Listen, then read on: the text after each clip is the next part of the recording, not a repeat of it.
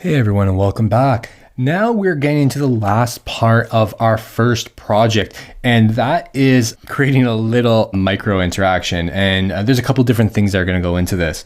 So what I'm going to do is I'm going to press V to kind of get onto my little cursor here, and I'm going to select a couple of these screens, start a new flow altogether.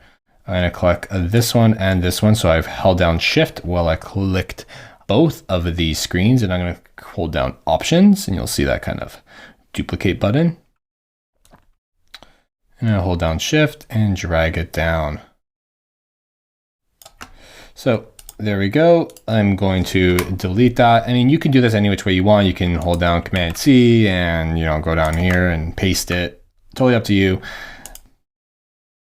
But I'm going to keep this really simple. Okay, so a couple different things. We can remove the more photos that we created because we're not going to be worried about anything here in regards to dragging. What we really want to focus on actually is this heart.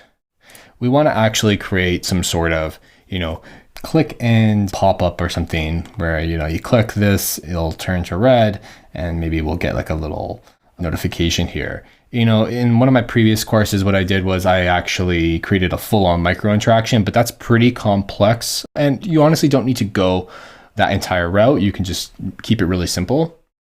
So what I'm going to do is I'm going to, if I were to click prototype and click on saved outline, right now you can tell that, they aren't actually named the same. So we just have it, smart animating like normal. The flow is already started automatically. It's called a flow to.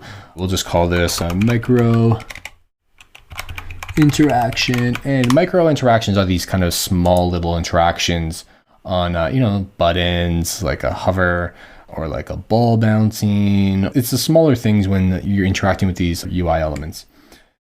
Okay, so I'm going to do the same for this filled version of the heart, and I'm going to go back and we'll just take a look at what that looks like. So I'm going to go to the micro interaction flow right here.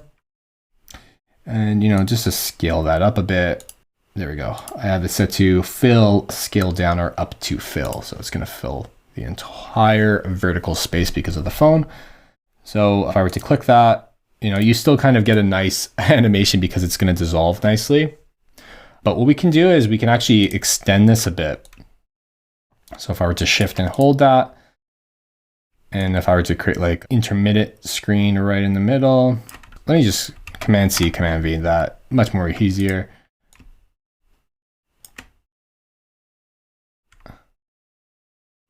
So we can delete this flow because that's what's going to do. It's going to actually create a flow.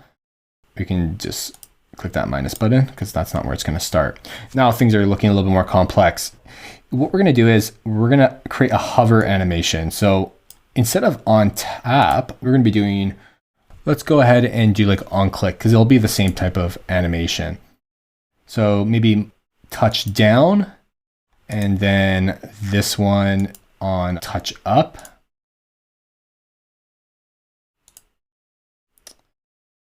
Okay. And we're going to just modify this one a bit. We're going to go into saved outline. Go into our design panel here, because what we're going to do is we're going to make sure that this is going to be a click. You'll see something happen here, and then it's going to turn into that. So what could happen are a couple different things. We can just keep this one simple as well. So if we go into our saved outline, we'll see that there's nothing really here. We can even just take this vector if we wanted, and we'll set it to 100. We're actually going to create a fill for it. So now you've seen this fill. And what do we got? So we'll just keep it white, but we're actually going to, we can do black and, reduce the fill a bit. Like that. And if I hold down Shift and Option at the same time, I can scale that larger. So I have it 8 pixels around the border, and you'll see that it kind of just turns into a square. And the problem is because this is set to clip content. So I'm going to unclip that. So what's going to happen is I'm going to see that click and it's going to go to the next screen. Let's see. And when I unclick this, it's going to just go back to the original. So let's kind of see, boom. So I'm not sure if you caught that really quickly, but if I click, you saw that little movement there. This is where you want to start adjusting the timing. So I have it set to 500. So you'll be able to kind of see that a bit more. And you can even do it the other way around. If I, create another screen here, and instead of going directly there, I'm going to take that line that was going to the original one and bring it to the next. And I'm going to do the exact same thing. I'm literally going to go on tap. I'm going to go touch down 300 and touch up. We'll go 500. And this is where we can just kind of like copy. We're going to take that vector that we just created right there, Command C or Control C, go into this saved icon, and we can take the exact same vector and paste it in there. So it's in there, but now we just have to bring it to the back, delete the old one. And remember, go to that saved frame and click clip content, so that way you can see beyond. So we can see what that looks like right there. So now we've created this kind of little cool, like bubbly saved micro interaction. And you're showcasing this really nice little interaction, micro interaction, and we didn't even need to actually, keep the layer names the same in this instance because the dissolve worked the exact same way as like changing an opacity.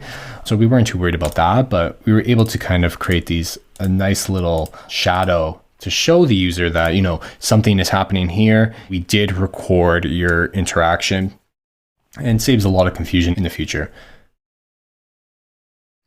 Now, if we were to go back and we were to start to think about this a little more in detail, Command C, Command V, and we create a copy. I just dragged it and brought it all the way down. So what we could do here is we could actually, modify the navigation a bit. So if I were to think about like, if I have something saved, I want my users to know that they have something saved that's new and they should probably go check it out. Or if they've added something to the cart, like this is another instance where you can kind of go out of the box there and think about where else these could be used. If I click add to cart, I want to see that pop up somewhere. So I'm just going to do the exact same thing here, but I'm going to create a circle. And the way to create a circle is to press O, the letter O, or you can go up here and select ellipse. And I'm going to hold shift and create a circle inside this little saved navigation item. So I've literally just created the circle. It's in the top right corner of this frame. You can see how it's placed. And I'm going to just like make it red like that. Doesn't matter. And that's it for that. So what we can do here is we can actually take this navigation. We can even copy and paste it in here.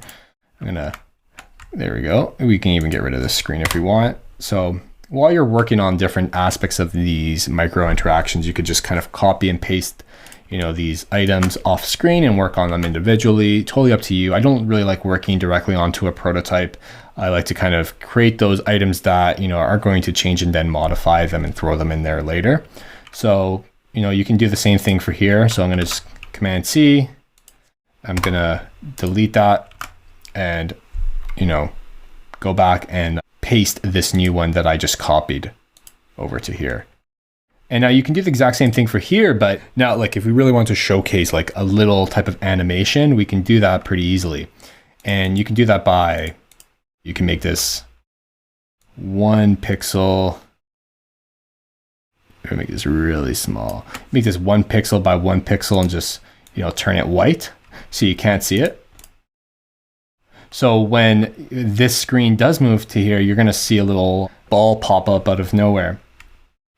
And that's enough to kind of let users know that they have something that they should view. It brings attention to different parts of the screen. And that's where you can really use these different types of principles to bring attention to where you want the user to be, whether that's like checking their mail, adding something to a cart, checking out, notifications. It's really helpful for stuff like that. So let's take a look at what it looks like.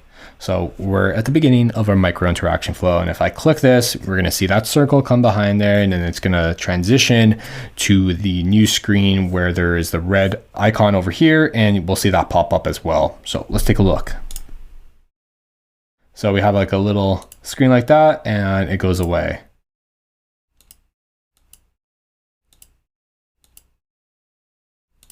Pretty cool. I mean, one other thing we can do here is instead of making this white, we can actually keep it the same color. So I'm going to copy that color code that's over there. I just have the actual frame selected and it'll show me the selection colors.